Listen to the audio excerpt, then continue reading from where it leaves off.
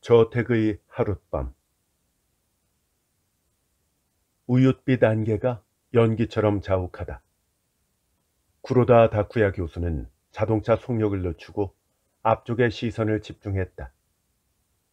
날 저문 산길에서 이런 안개를 맞닥뜨리다니 운이 없다. 방문지에서 1시간만 더 빨리 출발했다면 좋았을 텐데 말 많은 주인에게 붙들려 그만 오래 머무르고 말았다.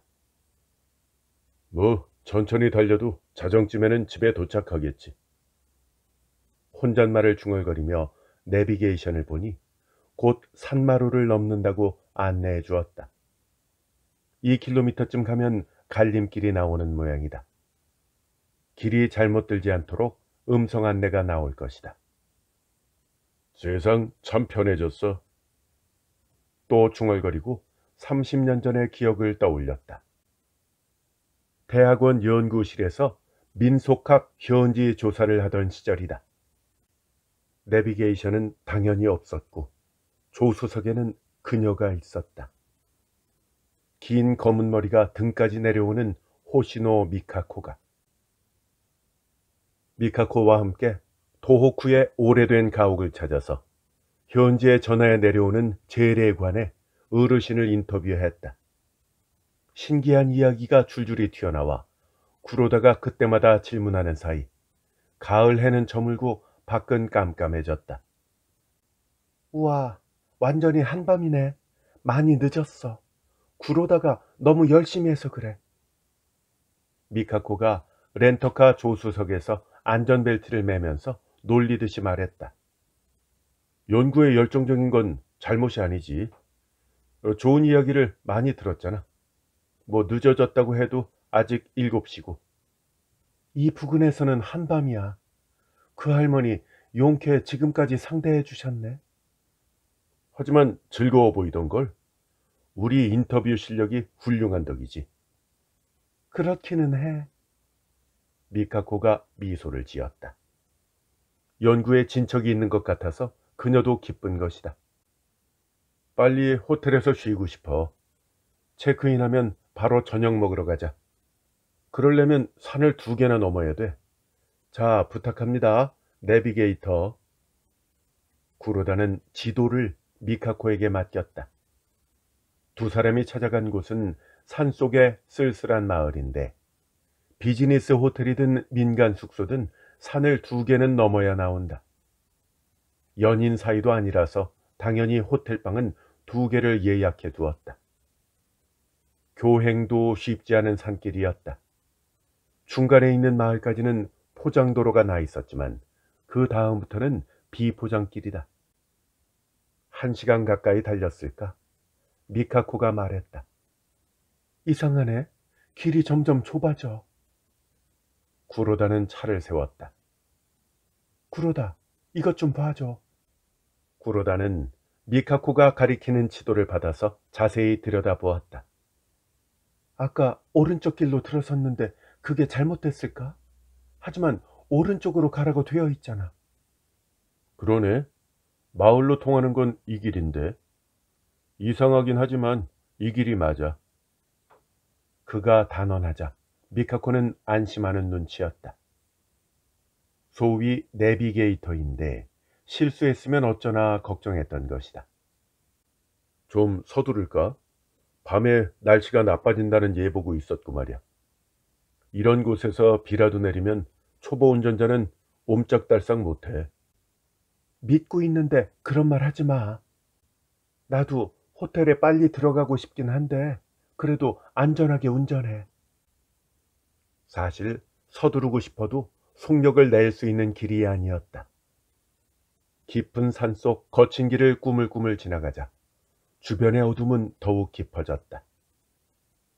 30분쯤 지나 참다 못한 미카코가 말했다. 이상하네.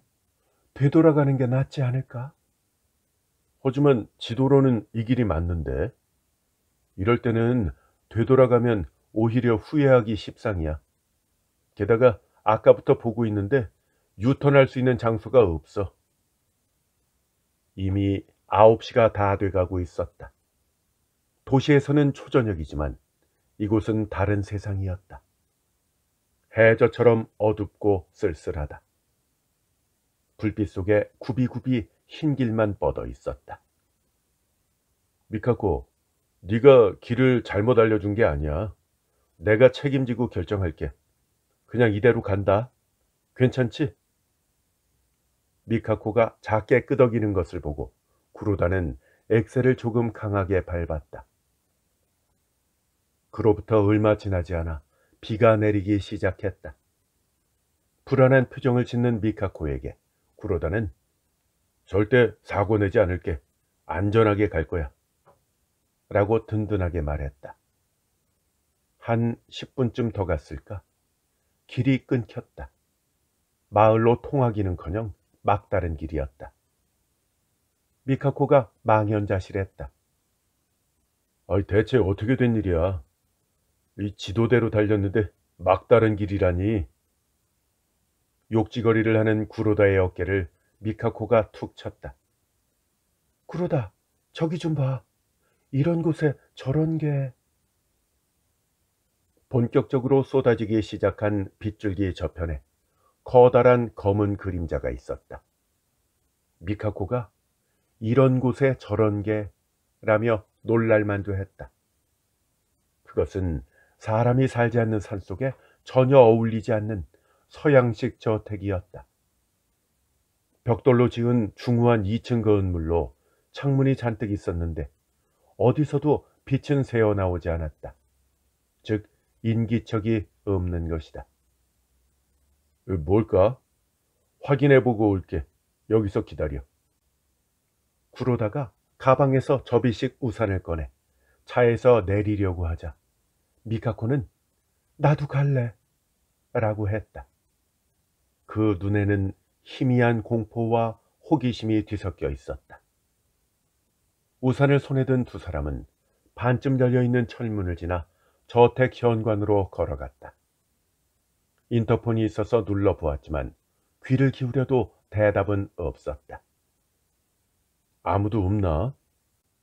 구로다가 이렇게 말하며 문 손잡이를 쥐고 밀자 끼익 소리를 내며 천천히 열렸다. 마치 두 사람을 맞이하듯이. 달빛도 없어서 저택 안은 깜깜했고 반대로 내부의 어둠이 밖으로 쏟아져 나올 것만 같았다. 그는 겁먹은 미카코 앞으로 한 발짝 나서서 라이터를 켰다. 널찍한 현관 로비였다. 어두워서 잘 보이지 않았지만 폐가라고 할 정도는 아니었다. 함께 차로 돌아가서 회중 전등을 가져와 다시 안을 비추어 보았다. 훌륭한 저택이네. 찰싹 달라붙어 말하는 미카코에게 구로다는 이렇게 대답했다. 훌륭한 빈집이지. 로비 천장에 매달린 샹들리에나 바닥 구석에 거미줄이 있었다. 카페트에는 먼지가 얇게 쌓여 있었지만 불결한 인상은 없었다. 기껏해야 한 달 정도 청소를 안 한 느낌이었다.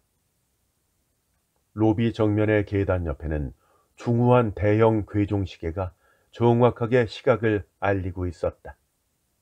9시 12분. 안으로 들어가 문을 닫자 시계의 째깍째깍 소리가 기묘하게 크게 들렸다. 실례합니다. 미카코가 안쪽을 향해 외쳤지만 대답은 없었다. 만약 있었다면 기겁했을 것이다. 2층을 둘러보는데 로비 오른편에 응접실과 널찍한 거실, 왼편에는 식당과 주방, 화장실과 욕실, 그리고 거실과 식당에 전화기가 있었지만 둘 다 먹통이었다. 전기는 들어오지 않았지만 그래도 가스와 수도는 살아있었다. 빈집이라고 해도 문이 열려있는 건 좀 이상한데? 여긴 대체 뭘까? 미카코의 질문에 그는 말없이 고개를 저었다. 밖에서는 빗줄기가 굵어진 것 같았다. 고풍스러운 촛대가 있어서 양초에 불을 붙여 계단을 올라가자 2층에는 5개의 침실과 창고방이 늘어서 있었다. 친구는 의외로 깔끔해 보였다. 미카코도 피곤할 테니까 그냥 여기서 하룻밤 보내는 건 어떨까? 구로다의 제안에 미카코는 당혹스러워했다. 쉽게 결정할 수가 없었다. 어둠에 뒤덮인 길을 되돌아가는 것도 무섭고 정체 모를 저택에 무단 숙박하는 것도 두렵다. 솔직하게 말할게. 이런 빗속에서 차를 몰고 아까 그 길을 지날 자신이 없어. 나 혼자라면 또 몰라도 네 목숨까지 달려 있으니까. 그래도 결론을 내리기 어려웠다. 구로다는 강요하지 않고 밝은 목소리로 다른 제안을 했다. 일단 밥이나 먹을까? 식당에 보니까 이런 저택에 어울리지 않게 컵라면이 있더라고. 라면하고 국수도 있던데 유통기한도 괜찮았어. 이거 도둑질 아니야. 먹은 만큼 제대로 돈을 두고 갈 거니까. 허기를 이기지는 못했는지 미카코도 그럼 그럴까? 하고 대답했다. 안도한 표정이었다. 10명 넘게 앉을 수 있을 테이블에 촛대를 두고 컵라면으로 저녁 식사를 했다. 불빛이 일렁이자 미카코가 피식 웃었다. 촛불만 보고 있으면 고급 레스토랑에서 디너를 먹는 기분이야. 실은 둘 다 라면을 먹고 있지만. 초일류 요리사가 만든 라면을 먹고 있다고 생각하면 되잖아. 굉장히 맛있어. 이렇게 맛있는 라면은 처음이야. 시장이 반찬이라 그런 거겠지. 맛있긴 하네. 거미줄이 살짝 덮인 샹들리에 밑에서 두 사람은 라면을 먹었다. 다 먹고 나서 구로다는 컵라면이 있던 선반에 1,000엔짜리 지폐를 올려놓았다. 거스름돈은 됐습니다. 라고 말하면서. 겨우 저녁을 먹고 나니까 피로가 확 몰려와서 미카코는 아침까지 이곳에서 지내기로 결심했다. 그 대답에 구로다도 안도했다. 그래, 결정 잘했다. 그게 더 나아. 물론 침실은 따로 쓸 거야. 고마워. 하지만 혼자서는 무서운데. 난처해 한다기보다 어딘가 응석이 묻어나는 말투였다. 구로다는 나는 어느 쪽이든 상관없어. 라고 대답했다. 촛대를 들고 2층으로 올라가려는데 벽에 걸려있던 그림이 멀쩡히 있다가 덜컥 기울어서 미카코가 비명을 질렀다. 냉혹해 보이는 수염난 얼굴의 남자가 그려진 그 그림을 다시 반듯하게 걸고 구로다는 애써 태연하게 말했다. 아무것도 아니야. 괜찮아. 2층 안쪽 침실에 침대가 2개 있어서 거기서 묵기로 했다. 조명은 벽난로 위에 내려놓은 촛불뿐. 그것이 사라지면 진정한 어둠이다. 나는 깨어 있을 테니까 안심하고 쉬어. 그리고 옷 갈아입을 거면 나가 있을까? 구로다가 그렇게 말해도 미카코는 벽에 등을 대고 침대 위에 그대로 앉아 있었다. 이변이 생기면 바로 대처할 수 있도록. 고마워. 하지만 도저히 잠이 올 것 같지가 않아. 나도 아침까지 깨어 있을게. 비는 계속 쏟아지고 바람이 유리창을 뒤흔들었다. 때때로 집이 삐걱거리는 소리가 나서 두 사람은 움찔거렸다. 어찌나 고요한지 괴종시계가 시간을 새기는 소리가 아래층에서 들려왔다. 째깍, 째깍, 째깍, 째깍. 단단하고 음울한 울림이었다. 무슨 소리가 들려? 미카코가 갑자기 긴장했다. 시계 소리겠지? 아니야. 계단 아래쪽에서 바닥이 울리잖아. 발소리 같아. 움직이고 있다고. 위로 올라오면 어쩌지? 이거 발소리가 아니야. 집이 낡아서 여러 가지 소리가 나는 것뿐이야. 봐, 이제 안 들리잖아. 미카코는 그 설명에 가슴을 쓸어내렸다. 민망하다는 듯이 살짝 웃는다. 내가 겁쟁이라서 질렸지? 아니야. 나도 이런 곳에 묵게 돼서 불안해. 아마 혼자였다면 울고 싶었을 거야. 미카코, 네 덕분에 제정신을 붙들고 있는 것뿐이라고. 구로다는 다정하네. 환하게 웃는 미카코의 표정이 금세 다시 어두워졌다. 다독여주는데 미안하지만 이 집 아무래도 평범하지 않은 것 같아. 어째서 빈집이 되었을까? 그것도 수수께끼지만 어쩐지 집 어딘가에 누가 숨어 있는 것만 같아. 그거야말로 기분 탓이야. 넓은 집은 사람을 불안하게 만들거든. 일종의 방어 기제가 작용하는 탓인지도 모르지. 미카코의 불안을 씻어주려고 구로다는 우스갯소리도 해보고 연구실의 지도교수나 친구들의 소문도 떠벌렸다. 그 덕분인지 미카코는 차츰 긴장을 풀고 마침내 침대에 누워 새근거리기 시작했다. 이른 아침부터 움직였으니까 졸린 게 당연하다. 구로다는 옆 침대에 앉은 채로 미카코의 옆 얼굴을 하염없이 바라보다가 새벽녘에야 조금 쉬었다. 아침에 두 사람이 눈을 뜨자 비는 그쳐 있었다. 작은 새들이 지저귀는 소리를 들으며 아침 식사로 또 컵라면을 먹었다. 이 고원의 펜션에 놀러 온 기분이야? 라고 구로다가 말하자 정말 그렇네 라고 미카코가 밝게 대답했다. 불안했던 하룻밤을 무사히 넘겨서 들뜬 것 같았다. 산속에서 길을 잃고 스산한 저택에서 묵은 것도 지나고 보면 유쾌한 모험일 것이다. 이 일은 다른 사람한테는 비밀이야. 물론이지. 우리만의 비밀이야. 두 사람은 콧노래를 부르며 짐을 챙겼다. 뒷마무리는 깨끗이, 쓰레기는 전부 가지고 돌아가기로 했다. 지나온 길을 되돌아가니 지도가 오래되었던지 갈림길 표시가 잘못되었다는 것을 깨달았다. 지도를 의심하면서 방향을 고르니 얼마 지나지 않아 어젯밤 묵을 예정이었던 마을이 나왔다. 두 사람은 그대로 집으로 돌아갔고 우리만의 비밀이라는 약속은 지켜졌다. 이런 과거의 추억을 회상하다가 구로다는 정신을 차렸다. 산마루를 지나자 안개가 걷히기 시작했다. 멀리 마을의 불빛이 시야 아래로 보였다. 구로다 다쿠야 교수는 차를 갓길에 세우고 휴대전화를 꺼냈다. 그리고 집에서 기다리고 있는 아내에게 귀가가 예정보다 늦어질 거라고 연락했다.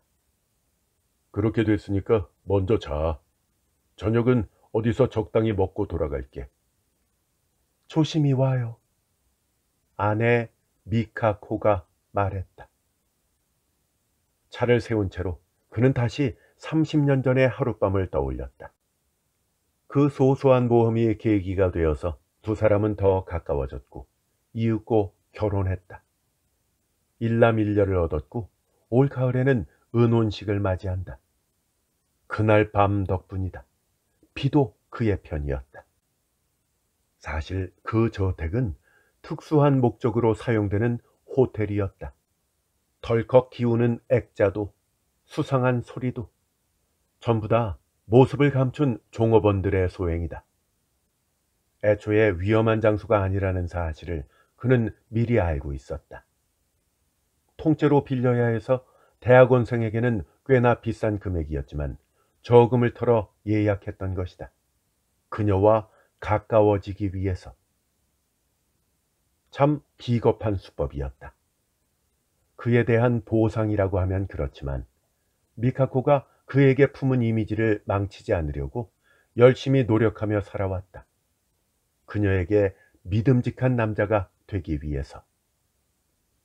그 지도도 호텔이 준비해 준 것이다. 헤매다가 그 저택에 다다르도록 되어 있었다. 내비게이션이나 휴대전화가 일반적으로 보급되지 않은 시절이라서 그런 기발한 비즈니스가 성립했던 것이다. 그 시절이 좋았다 라고 해야 될까? 구로다는 시동을 걸고 차를 몰았다. 빨리 아내의 얼굴이 보고 싶었다.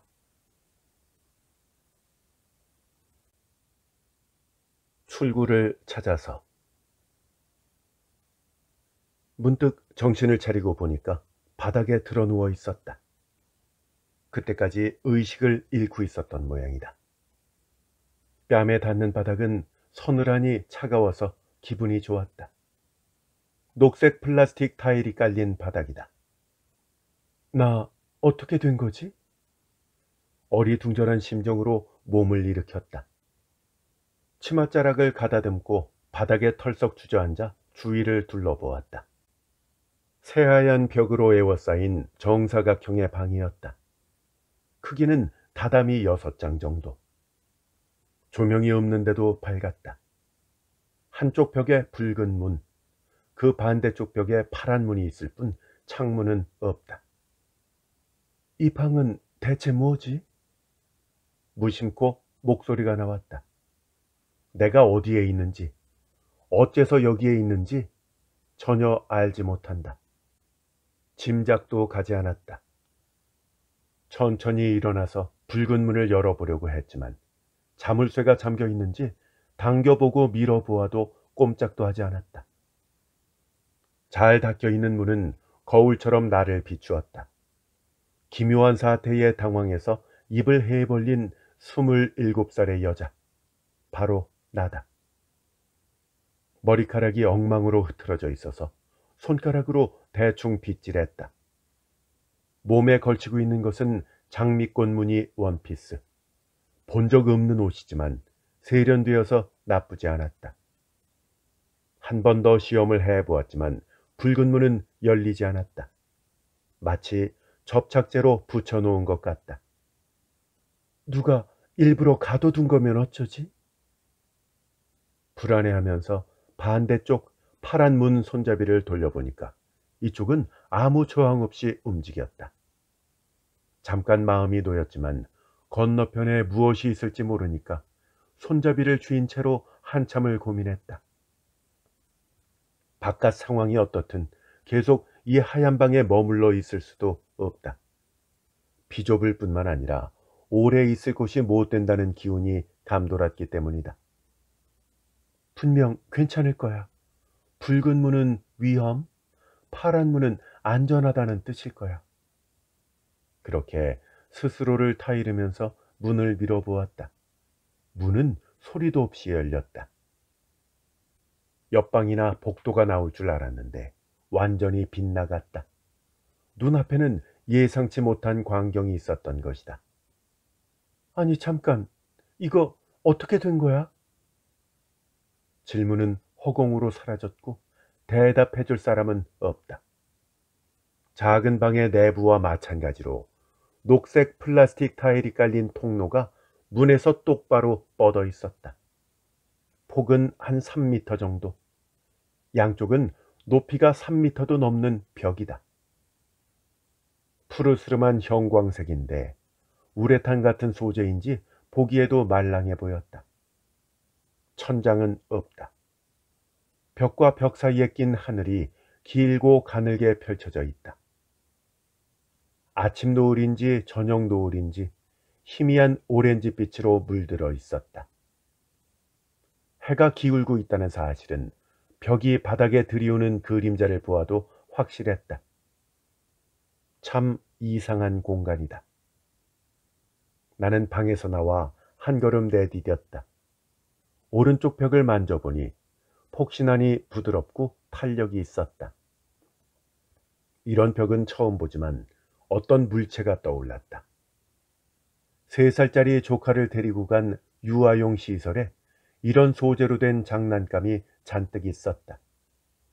하지만 이곳은 그렇게 즐거운 장소는 아닌 것 같다. 배타적이고 정체 모를 분위기가 느껴졌다.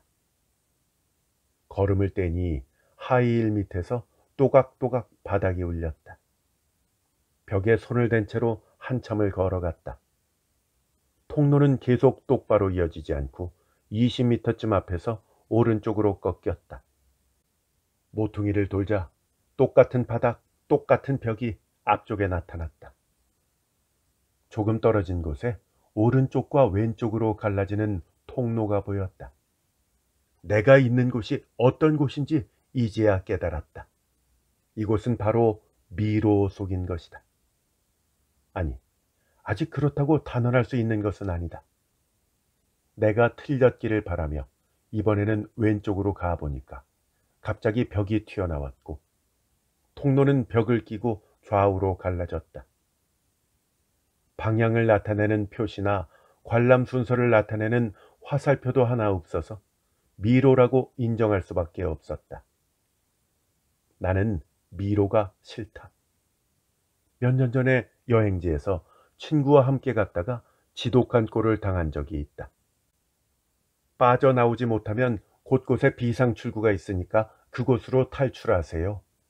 라고 직원이 말했는데 그 비상출구를 찾지 못했을 뿐더러 친구까지 놓쳐서 즐겁기는커녕 패닉에 빠질 뻔했다.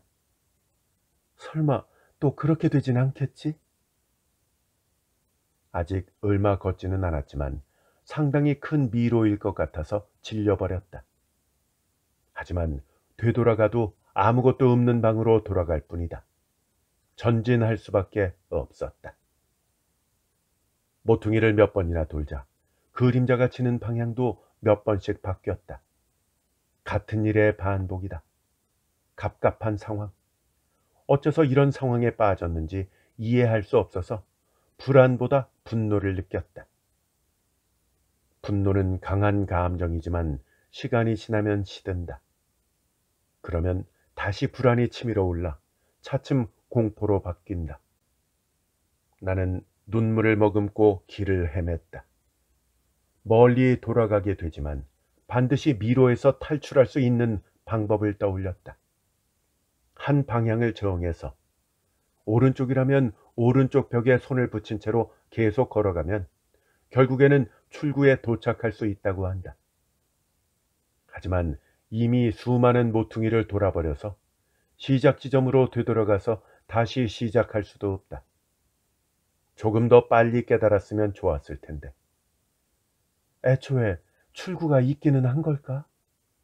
출구가 없다고 생각하면 너무 무섭다. 의외로 다음 모퉁이를 돌면 꼬린 지점이 나올지도 모른다고 생각하며 계속 걷기로 했다. 그런 가능성을 믿지 않으면 견딜 수 없는 것이다. 시간이 얼마나 흘렀을까? 다리가 아파서 도중에 하이힐을 벗고 맨발로 다녔다. 하늘 색깔은 여린 오렌지빛 그대로 태양이 하늘의 한 지점에 멈춰 있는 것 같았다. 내보내줘. 날 여기서 내보내줘. 원망을 토해내며 왼쪽으로 꺾는데 그때 깜짝 놀라 멈춰 섰다. 다음 모퉁이에 기다란 그림자가 뻗어 있었던 것이다. 끝도 없이 혼자서 미로 속을 헤매기는 불안했다.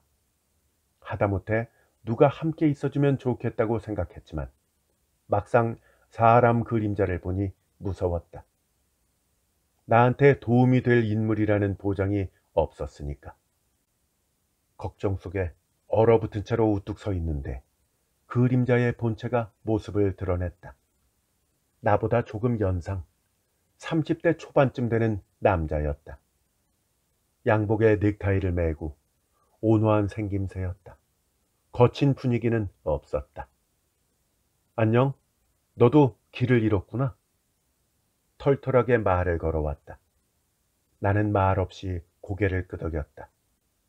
나도 방금 전부터 계속 헤매고 있어.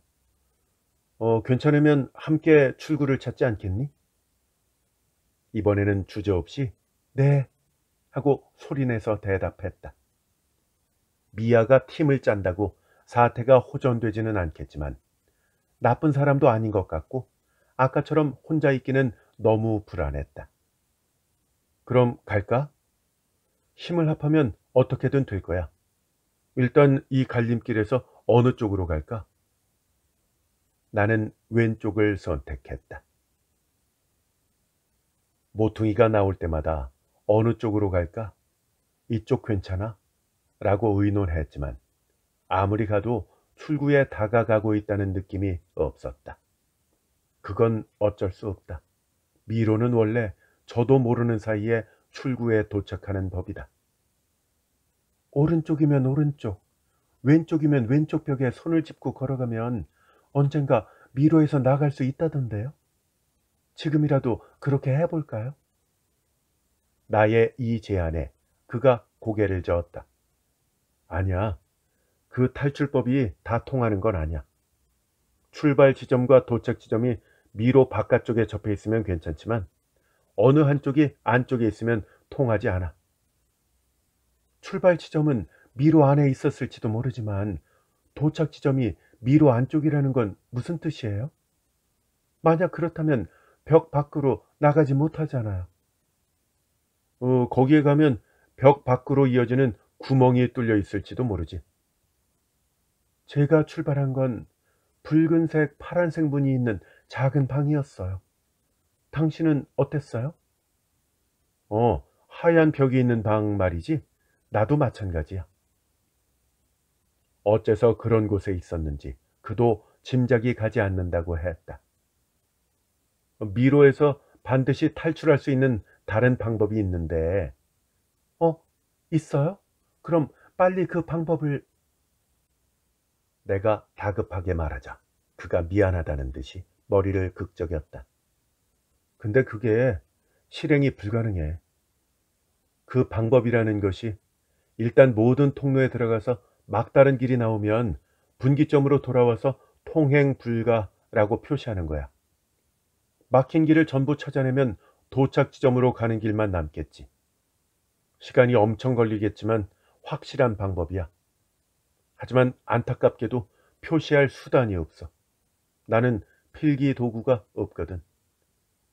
저도 없어요. 근데 펜이 없어도 어떻게 되지 않을까요? 벽에다가 손톱으로 흠을 낸다든가. 시험을 해봤는데 어떻게 해도 흠이 나지 않아. 통행 불가 표시로 뭐라도 좀 두고 가려고 해도 우리 둘 다 빈손이고. 그래서 이 탈출법도 쓸 수가 없어. 운과 직감만 믿고 하염없이 돌아다니는 수밖에 없는 거지. 고개를 떨군 나를 그가 차분한 목소리로 다독여 주었다. 그렇지만 포기하지 마. 힘내자. 반드시 여기서 나가는 거야. 둘이 함께. 조금 용기가 솟았다. 또 한참을 헤매면서 나는 그에게 이런 제안을 해보았다. 벽의 바깥을 볼 수는 없을까요? 출구가 어느 쪽인지 알 수 있을지도 몰라요. 네가 내 어깨에 올라탄다고 해도 벽 위로 얼굴을 내밀기는커녕 가장자리를 붙잡지도 못할 거야. 높이가 저만큼이나 되니까. 그는 그렇게 말하며 원망스럽다는 듯이 벽을 올려다보았다. 어떻게 될 것 같으면서도 되지 않는다. 글자 그대로 사면초가다. 아무리 생각해봐도 좋은 방법이 없다. 묵묵히 전진하는 수밖에 없어. 전진하고 있으면 그나마 다행이지만요. 그만 불평이 흘러나왔다. 너무 말도 안 되고 부조리하다. 이건 무슨 벌을 받고 있는 것일까? 항상 청렴하고 올바르고 아름답게 살아온 건 아니지만 평범하고 얌전하게 열심히 살아왔다. 무심한 말로 남을 상처 입힌 적도 있었겠지. 유혹을 못 이기고 나쁜 행동을 한 적도 있었을 것이다. 하지만 두드러진 잘못을 저지른 기억은 없다. 어째서 이런 꼴을. 꺾이려는 마음을 알아차린 것처럼 그가 밝고 구김살 없는 목소리로 어떻게든 될 거야 하고 말했다. 이렇게 끔찍한 상황에서 그가 냉정함을 유지하고 있다는 사실에 감사해야 할 것이다. 아직 서로 통성명도 하지 않았다. 어쩌다 보니 기회를 놓쳐버린 것이다. 이제 와서 자기소개를 하기가 영 어려웠다. 그는 그런 것은 전혀 개의치 않는 것 같았다. 시간이 얼마나 흘렀을까? 미로에서 빠져나갈 실마리조차 찾을 수 없다. 파트너를 만난 덕에 힘을 낼 수 있었지만 내 정신은 이 고문의 한계에 달해 있었다. 어떻게 해도 나갈 수 없다는 절망감에 눈물이 뚝뚝 떨어졌다. 정신 차려. 잠깐 쉴까? 이렇게 다정한 말조차도 짜증스러웠다. 그가 어째서 이렇게 차분할 수 있는지 이상했다. 어쩌면 여기서 나가는 길을 알기 때문에 겁먹은 내 모습을 보며 기뻐하는 것이 아닐까? 이 남자야말로 나를 이곳으로 데려온 장본인이 아닐까? 그런 의욕이 떠올라 가슴속에 순식간에 번져나갔다. 혼란스러워서 머리가 터질 것 같다. 한심하게도 나는 그 자리에 주저앉고 말았다. 저 괜찮아? 그가 그렇게 물으며 내 어깨에 손을 뻗었을 때 나는 버럭 고함을 질렀다. 이제 지긋지긋해. 그렇게 외친 순간 나는 잠에서 깼다. 나는 내 방 침대에 있었고 낯익은 가구와 장식품에 애워싸여 있었다. 꿈을 꾸었던 것이다. 유령이나 괴물이 나온 것은 아니지만 뺨에 식은땀이 흐를 만큼 악몽이었다. 머리맡에 시계를 보니까 아침 6시 반. 다시 잘 마음은 들지 않아서 침대에서 나와 찬물을 마셨다. 마침 잘 되었다고 생각하기로 했다. 오후 회의에 발표가 있으니까 그 준비 상황을 확인했다. 덕분에 자료의 미비점을 찾을 수 있었다. 기묘한 꿈을 꾼 것은 좋지 않은 일의 징조가 아닐까 싶어서 그날은 언동을 조심하고 회사에서 돌아오는 길에 주위를 잘 살펴보았지만 별다른 일 없이 잘 지나갔다. 발표도 잘 끝나서 상사에게 크게 칭찬받았고 오히려 좋은 하루였다. 꿈은 이틀만 지나면 잊는다. 미로의 악몽에서 몇 주가 지났을 때였다. 일을 마치고 역으로 가는데 한 남자가 지나가는 사람들을 붙잡고 무슨 종이를 보여주고 있었다. 아마 길을 묻는 것 같았다. 붙잡힌 사람들은 모르겠다는 듯 고개를 저을 뿐이었다. 그 옆을 지나갈 때 나한테도 말을 걸 것 같다고 생각하며 그 남자의 얼굴을 본 순간 외마디 소리를 지를 뻔했다. 꿈에 나왔던 그 남자와 판박이었던 것이다. 이미 잊었다고 생각했는데 보자마자 바로 그 사람인 줄 알았다. 나는 황급히 몸을 돌려 왔던 방향으로 달려갔다. 너무나 무서웠던 것이다. 꿈에서 본 사람과 현실 세계에서 재회하다니. 오싹하기 그지없었다. 하물며 그런 악몽에서 만난 남자다. 달아나야 되겠다는 일념으로 택시를 타고 가까운 다른 역으로 가서 집으로 돌아왔는데 이제야 생각을 해본다. 그 남자는 나한테 소중한 운명의 상대였던 게 아닐까. 그것을 신이 꿈속에서 가르쳐 주었는데 두 눈을 멀뚱히 뜨고 놓친 게 아닐까. 되돌릴 수 없는 실수를 했는지도 모른다. 다시 어디선가 그를 만난다면 그때는 용기를 내서 먼저 말을 걸어보고 싶다.